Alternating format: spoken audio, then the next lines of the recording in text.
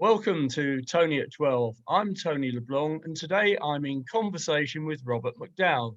Among various topics, we're going to discuss the Guernsey Policy and Economic Group, GPEG, a recently launched think tank. Right, Robert, good to see you. And you, Tony, on this very cold afternoon. Oh, it is dreadful. What's your definition of a think tank, Robert?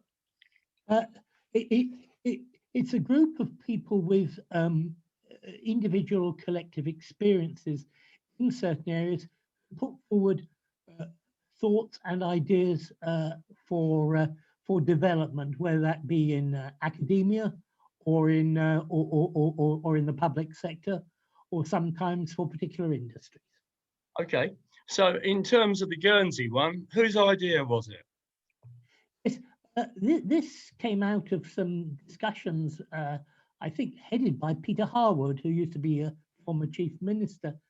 And I think the catalyst, two things. One is COVID and the idea of revive and thrive in terms of resuscitating the economy in the post-COVID era. And also, secondly, I think a new government which perhaps is more open to external ideas than the previous one. And I think that's for two reasons. One is that they've so much on their plate that they don't have enough time to come up with their own ideas. And also, I think they're more sympathetic, should I say, to external ideas. And so it has their broad support. Who consists of the membership? You're a member, I believe. I'm a member. There's a nucleus now of about 20 people. There is a board of 6 people. It's chaired by Digby Jones, Lord Digby Jones, and Harwood is on the board, and Moulton, and 3 or 4 others who have business experience. And then there are the idea is to bring in people who have specific experience in the individual areas which they're looking at, and they obviously include the economy, education and skills, tourism and hospitality, sustainability, and what I call the impact of social legislation. So with Digby Lord Jones and John Moulton, it's pretty powerful organisation in terms of people that have had extensive business success. That's right, and it is, of course, privately funded. There's no taxpayers' money going into it, and apart from the secretariat, which is run by Jill Morris, who used to work for Specsavers, everyone gives their time and energies free. Yeah. Okay, so you mentioned the states of Guernsey just now, and obviously, from their point of view, it's good to have this sort of input, but will they take note? Because, as you know, when you were on the States of Alderney, you got loads of consultancy reports that got filed. Yeah. Yes, I think they will this time, if only because there is a lot to do to revive the economy in a short period of time, and if they can have ideas delivered and in some cases fleshed out and costed, it saves a lot of internal resources devoted to it. That doesn't mean to say that they would obviously go with each paper, but there's a more welcoming environment now. Yeah, sure, absolutely. So you noted the various items that the think tank are going to deal with. So can we sort of get into a bit more detail on that? Yes, of course. As far as the economy is concerned, demographic change, fiscal tax policy, and post-COVID-19 response. Demographic change is presumably us getting older. Yes, and in particular for Guernsey, it's the big public sector pension deficit. Yeah. Which actuarial stands at a horrendous 700 or 800 million at the last accounts. I guess by the time we see the accounts for the end of 2020, it will have ballooned further, and that's a big that's a big deficit to deal with over and above the challenges of COVID. Do they recognise that as a deficit? I mean, or is it just an elephant in the room? Well, I think it has been an elephant in the room, which, if I'm honest, the last 3 or 4 states in Guernsey have sort of down the line that it's merely an actuarial issue, and interest rates will go up at some point, and we'll all live happily ever after. Rightly or wrongly, interest rates are going the other way.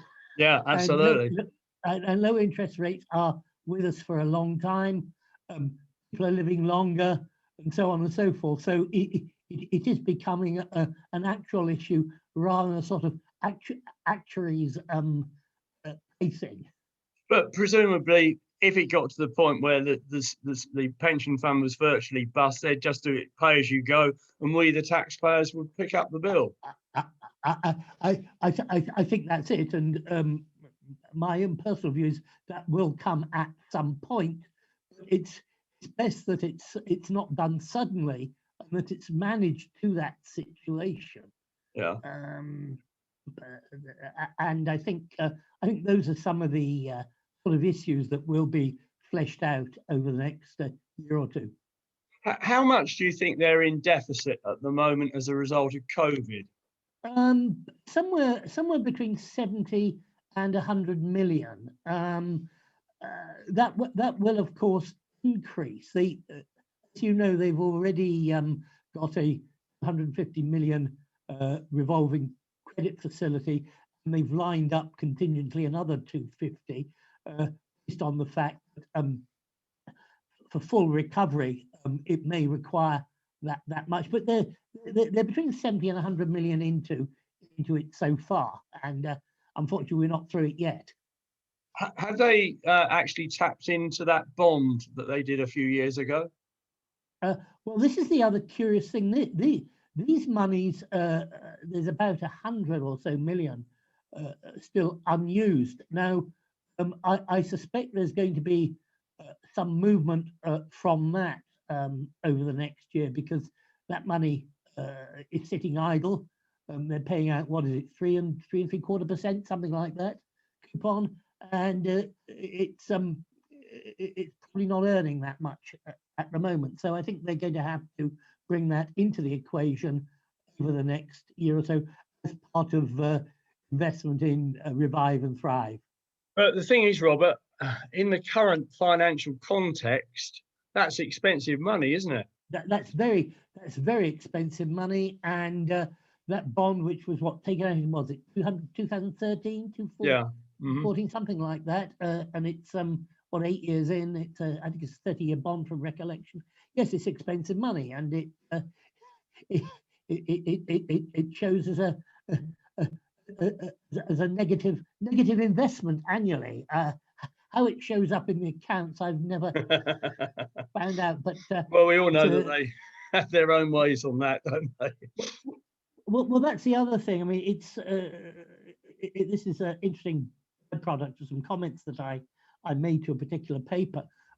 The States of Guernsey was going to move to what we call international financial accounting standards in 2020.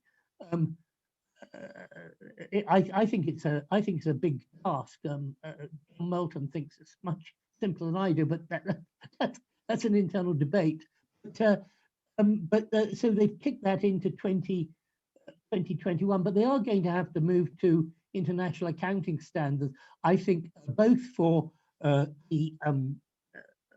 show more transparently the activities of the states, and also to enable the credit agencies to give much more accurate credit ratings for the jurisdiction, because I think jurisdictional credit ratings are going to be a big issue over the next 4 to 5 years. We've gone back onto the EU's blacklist, I believe. That's right. That's the Channel Islands. And counter that, though, there is a debate going on in the UK at the moment as to whether jurisdictions such as Ireland, the Republic of Ireland, and Luxembourg should go onto the UK's blacklist, because they are very low tax jurisdictions where I say a lot of money in the EU lands up to be administered by funds. So I think there could be an opportunity to have a tit for tat on that if there were an appetite to do so. And my personal view is that I would urge the Channel Island governments to support the UK if they take such measures. Yeah, sure. In terms of tax policy, you know, this 20% income tax written in stone, can it really go on? Should they not be thinking in terms of perhaps putting a surcharge, tax on incomes over, say, 100,000? I think that, and have done for a while. I think there should be a banded income tax, a 25% rate, if I could put it like that. Yeah. Whether that's 75 or 100 or 125,000, but somewhere in that range should be adopted. And I think pressures will come to do that once the government in Guernsey looks at what needs to be funded and invested post-COVID. You think they will bite the bullet on that one? I mean, what about the super rich who don't pay anything above a certain level? Well, again, I think that may need some delicate adjustment. There's a balance between sending them flying and doing something which, let's say, they would accept. But again, I think that will happen not overnight, but I think it is going to happen. Let's say over the next 5 years or so. Do you think they might bring in consumption taxes, such as the equivalent of VAT? I mean, that's a quick fix, but 3% of it goes in admin. Well, you're absolutely right, and it will be a real death knell to Alderney, for example. Yeah. Even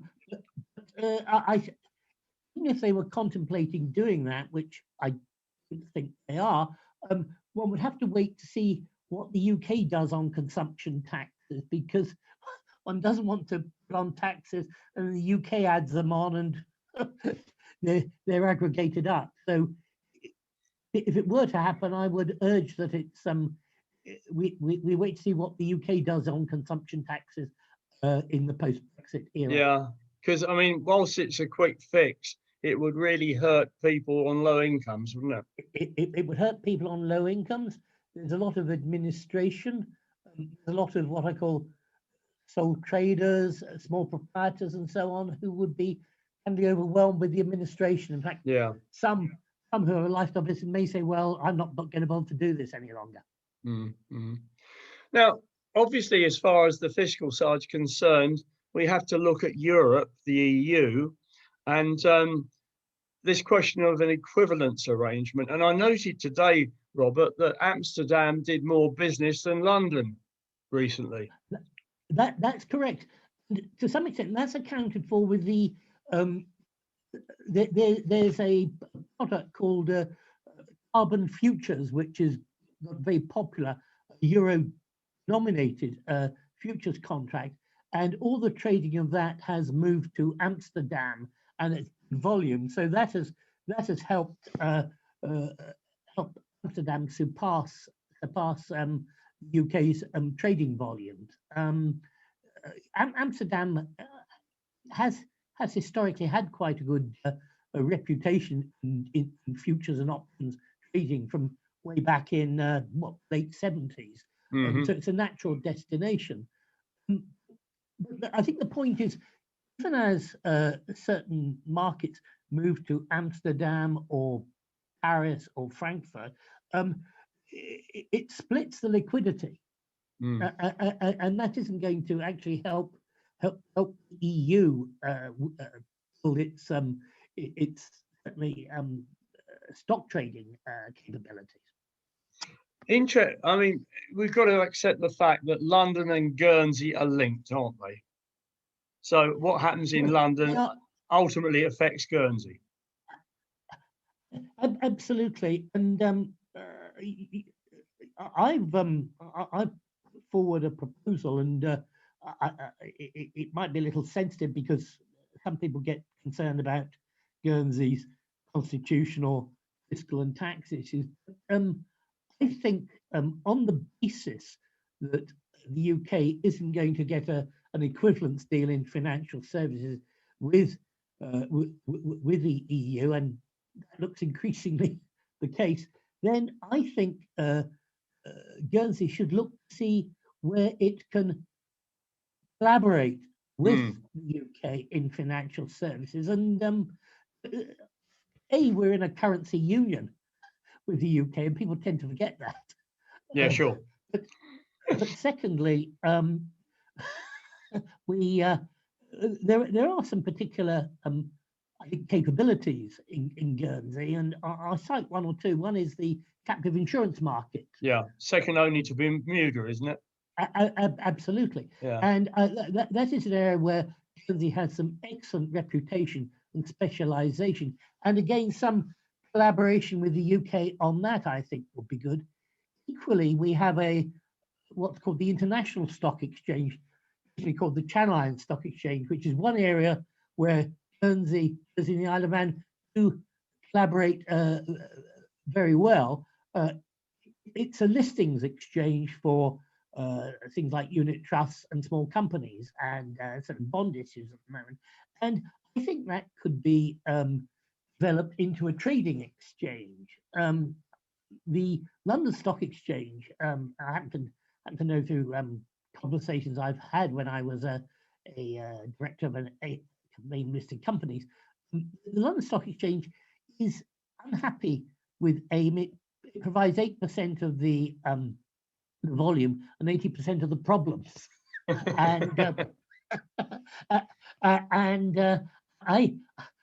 think they would welcome the collaboration with the International Stock Exchange and the Channel Islands to develop some AIM's small entrepreneurs market, and the exchange is centered in Guernsey. Its main operations are here, and I think adding on a sort of trading engine could be extremely beneficial and add to employment and capability. So those are just two areas. I think there are probably others as well, but I would certainly urge Guernsey to open discussions with the finance sector as to areas of collaboration, cooperation in the financial services post-Brexit, Tony. I thought it was interesting last week to note what the CEO of Barclays had to say in terms of his views as to where the UK should be looking in the future. Well, I think that's right. I mean, Africa and Asia are growth areas. I mean, Barclays does have operations in both, understandably, but those are the area of growth. The European Union is becoming a fortress, and I think their only interest really is in financial services within the zone. So I just don't think it's worth the aggravation of trying to open up the European Union for financial further. Obviously, some organisations, because they have a depth of business there, have opened subsidiaries, rep offices, and so on there. And of course, if they feel there's commercial reasons, they should do so. But I don't see it as a big developing area, frankly. Let's move on to the infrastructure of the bailiwick. This is another of the points in your remit. What does that cover? That covers issues such as the ports. The ports, obviously, you need the infrastructure both for shipping goods and also for tourism. There are other issues, infrastructure such as energy in the future. And I'm actually very concerned that there's a lot of enthusiasm for climate change, for going green, however you wish to describe it. And I can see legislation political aspirations are being declared, but these have to run parallel with what is practical and the funding to do it. And that is an extremely important area. I mean, the Fab link or FP link, however you wish to describe it, I think is the best going to be delayed. The UK came out with a paper, interesting enough, on the 31st of December. It must have been prepared before Brexit agreement was announced, whereby the interconnectors, and FP or Fab is an interconnector, are going to be subject to different protocols in the future. That's the existing one, the future one. So that in my view is not going to come to an early birth. So we have to look at energy policies and practical steps. I think over the next 2-3 years, these things take 10 to 15 years to come about, and there's no point in having green or climate change aspirations or legislations which comes in at the end of this decade if you don't have the resources and finances to achieve them. Okay, here's one. Here's one I'm going to throw at you. You won't be able to buy an internal combustion engine car from 2030 onwards. Okay, so I don't think anyone in their right mind would probably want to buy one after 2027. I think you're right. So how do you fix that one?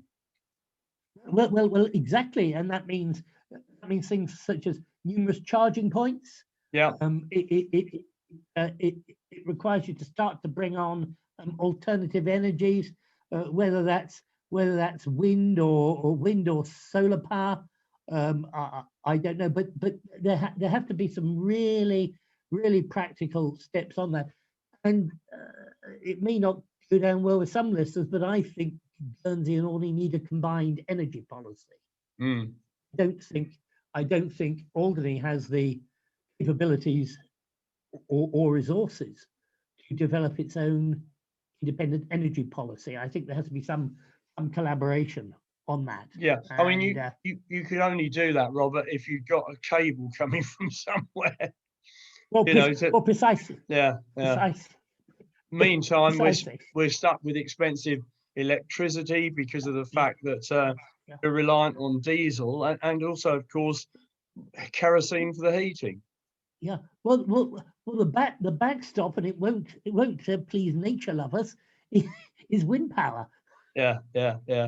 Well, I mean that's something that I actually have never understood why we haven't gone for it. I mean, that's the one thing we have plenty of all of the year.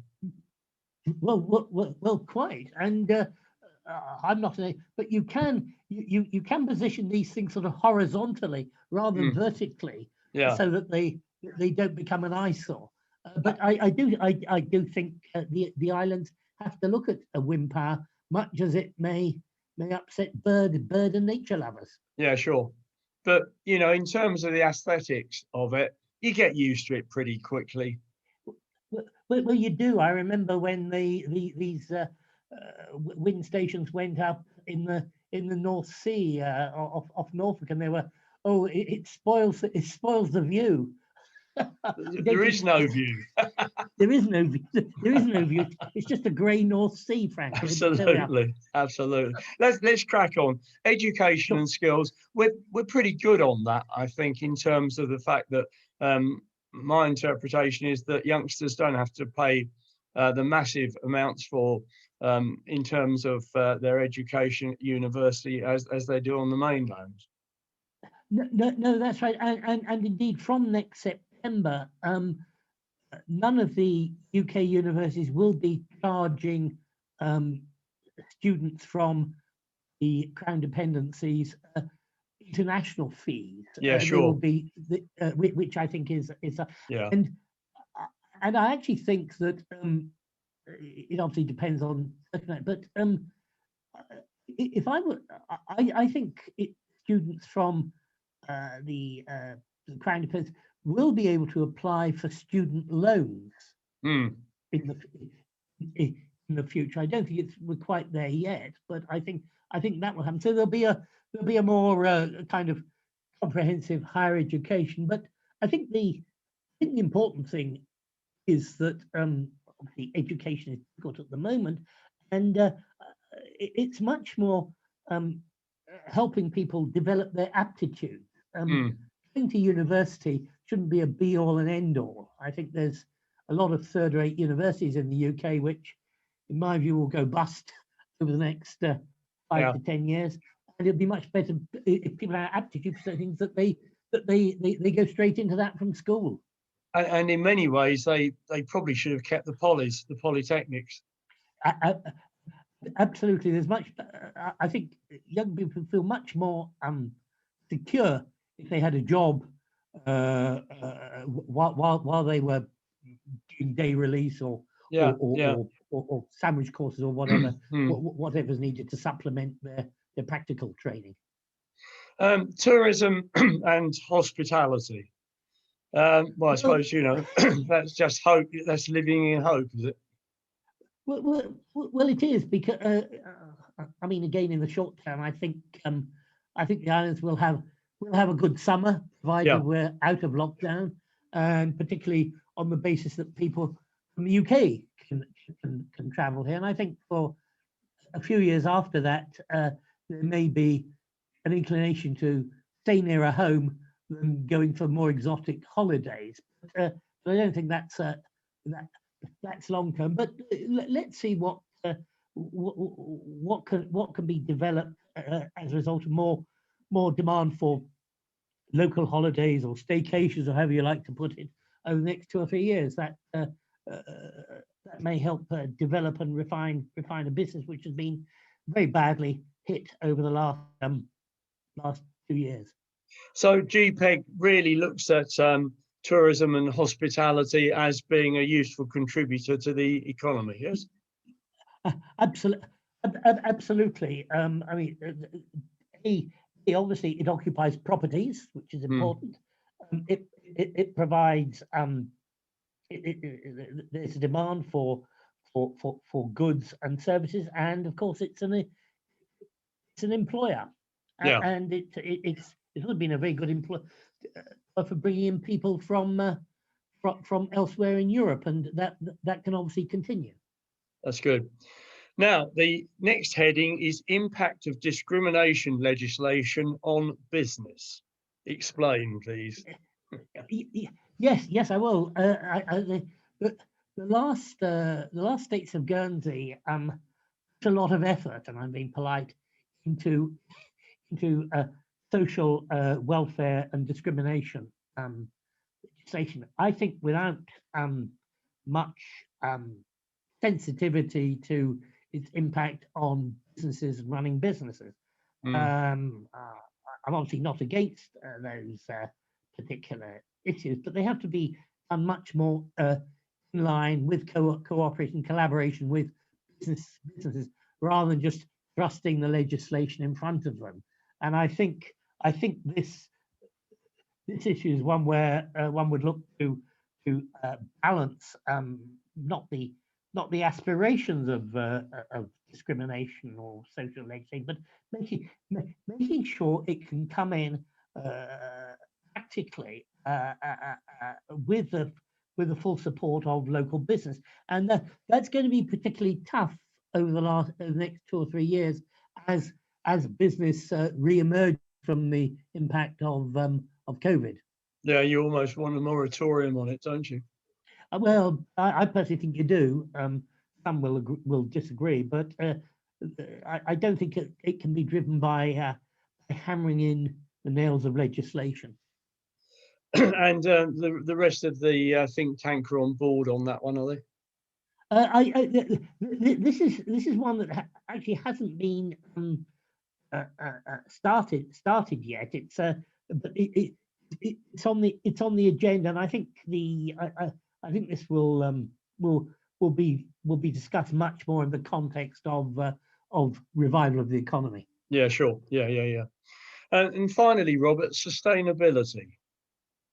Well, I mean, there's a wide issue from plastics through to clean air, through to things like growing and producing more food and so on ourselves. Now, I don't think we're going to return to lots of greenhouses growing tomatoes and cucumbers and so on. But I think there's opportunity for what I call craft food businesses, whether that's there's some gin businesses, for example. That would appeal, wouldn't it? That would appeal. Cider making, for example. Some cheeses, kind of lifestyle businesses which they're not going to provide the bulk of the food, but they do supplement what I call the commoditized based food. Yeah. And I think that's very important. And the other area is more less throwaway. Buy things or make things which are durable and are not thrown out after the fashion of the season or because that model is no longer. So that's much more generalized. I mean, another interesting area is growing fruit and so on, the hydroponic approach to growing food, and certainly some of the exotic fruits, if I could put it like that, could be grown locally that way. And again, they don't provide self-sufficiency, but they do contribute towards sustainability. Make a contribution.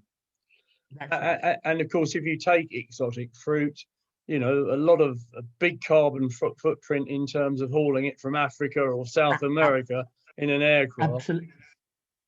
Absolutely right. I mean, things like kiwi fruit, grapes, all those strawberries, and all the soft fruits. I think there's opportunities for that. Again, they're not going to be massive businesses, but there are opportunities. And sometimes you might even, where there's surpluses, small canning or preserve type of production is also possible. Yeah, interesting times. Well, you're going to keep us updated over the next year or so, hopefully, on this. I'd be delighted to do so, but that's a broad run through, and I think it's important that some of the ideas that come out of this can be adopted or tailored to all of these use as well. Yeah, sure. Yeah. And I think that's something we should keep an eye open for. Now there is a website, isn't there, for GPEG? Yes, there is. So if any of the viewers are interested, said he. Yeah, they can go to it, and there is a newsletter as well, which the first one came out in this month. But then there is going to be a little monthly newsletter. So it's been run on I think pretty professional. And would you accept input from the public? Yes. Again, if people go to the website, if they have particular interests or skills in education or tourism, hospitality, obviously they're welcome to join it. Jill Morris and her details are on the website. Would be happy to talk to them. Yeah. Have you actually got the website address there? Because I'm afraid I haven't got it. I haven't got it in front of me, unfortunately, Tony. Well, what I'll do, Robert, I'll put it up on the blurb. Yeah. Okay. I'll send it to you and up on the on the file or PDF. Yeah. Well, as ever, really enjoyed having a chat. Thank you very much for your kind participation, and see you again in due course. Right. Thanks a lot, then, Tony. Thank you very much, Robert.